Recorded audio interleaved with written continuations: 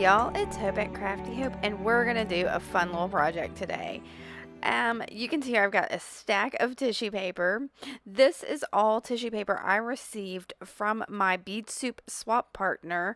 She had all my beads wrapped up in it, so I'm doing this project as part of my bead soup hop. These earrings are one of the earrings included in my reveal today. And you can hop over to my blog to see them along with everything else I made for the Bead Soup Hop. But we're going to talk about these earrings. So I showed y'all a couple of links of chain that I had. I'm also doing a series of chain link videos, and while I had that chain link out, or all these links of chain, I saw that square one and knew I wanted to use some resin with it, and was immediate like, oh, I've got that beautiful tissue paper that Robin sent me. So I'm using it, this really pretty floral tissue paper that she had some of my beads wrapped up in.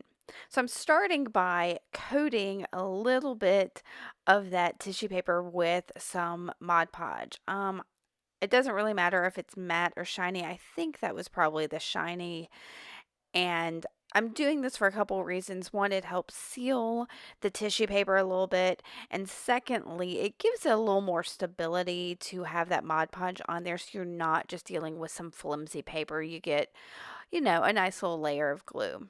So I've cut down the pieces that I put the Mod Podge on top of and set that aside. So we're going to work real quick with the links. Now, to make sure my resin doesn't seep out one of the sides, I am just taking, this is some basic, I got Mod Podge tissue paper stuck to me. This is some basic Scotch tape, or just clear tape.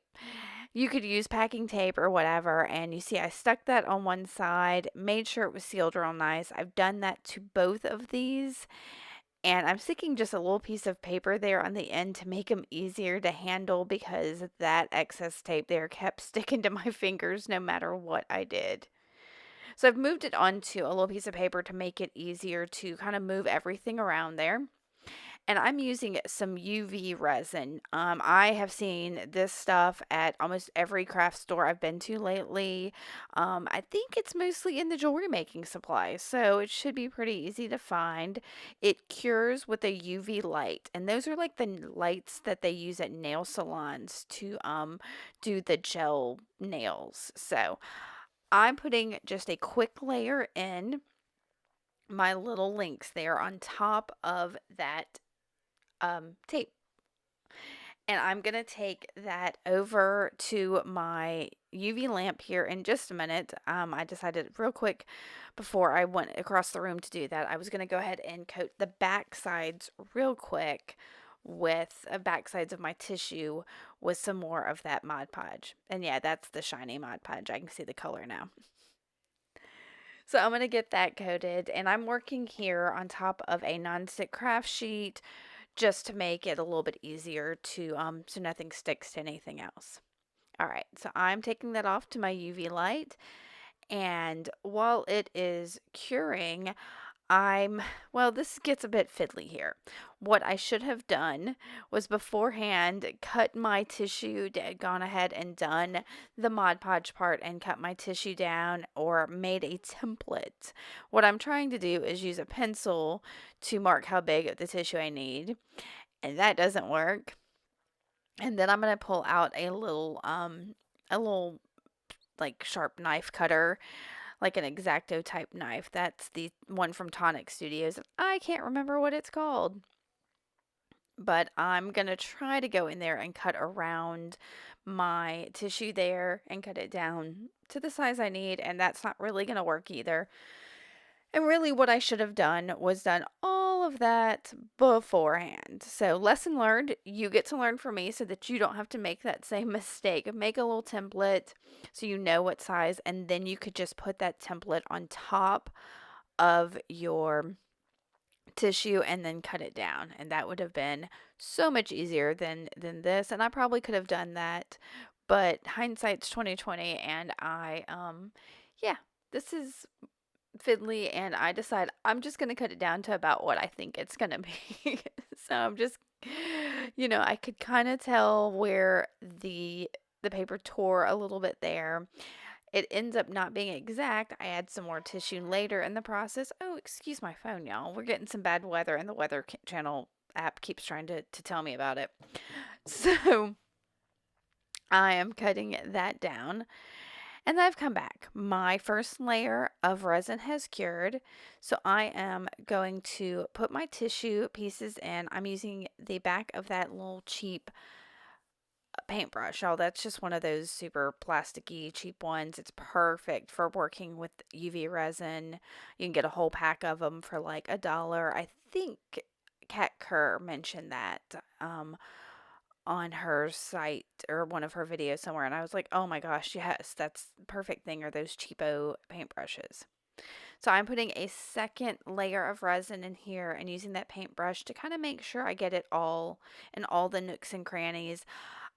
I'll tell you now, I ended up doing several layers just to make sure everything got sandwiched really well. Once that side was sealed where the tape is, I'll end up taking the tape off and it leaves a little bit of residue. So I put resin on that side and more resin. And I just kind of worked in batches, added it as I thought I needed it.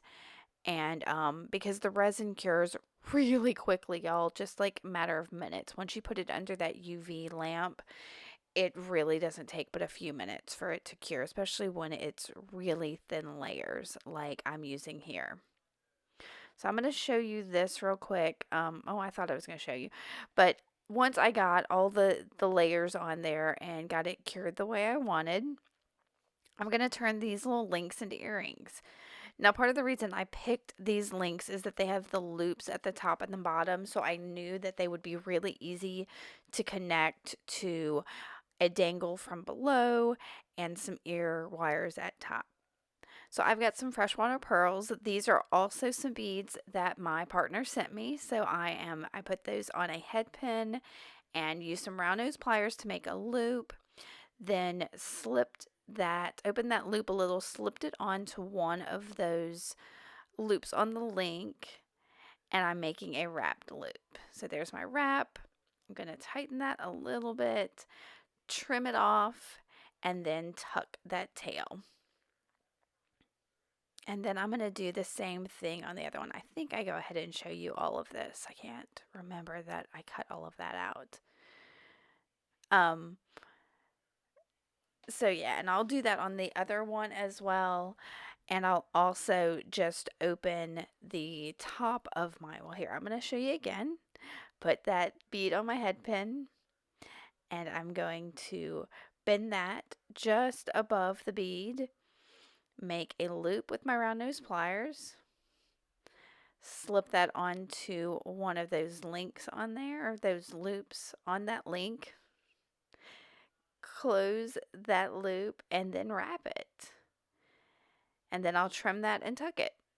And then I'm going to just take those ear wires, and the bottom of those ear wires have a loop on it that I can use my chain nose pliers to just open the loop like I would a head pin and slip that onto the top loop of that link.